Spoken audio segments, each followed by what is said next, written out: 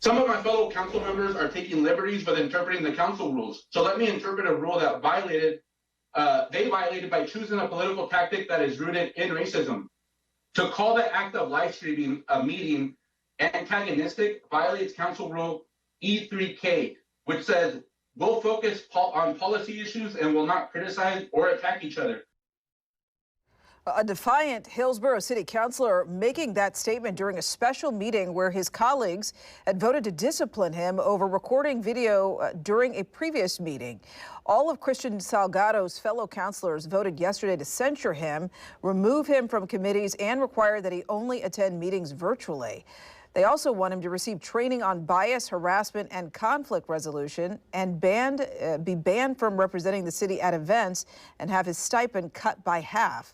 Salgado has an opportunity to respond at a council meeting next month. At one point, Salgado called the vote a witch hunt. What exact rule or state law was substantially violated?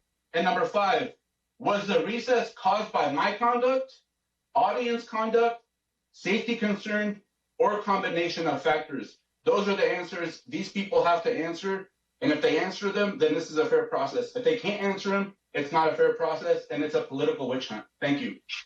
Okay. You don't go through this experience in leadership by alienating the public that we're here to serve. Well, this all stems from something that happened during last week's council meeting. It was during a public comment period. In video, you can see Councilor Salgado with his phone out recording the audience. Several audience members tried to point out what was happening. The disruption forced the meeting into a temporary adjournment. During that meeting, Salgado said that he was trying to document some of the bad behavior among the audience.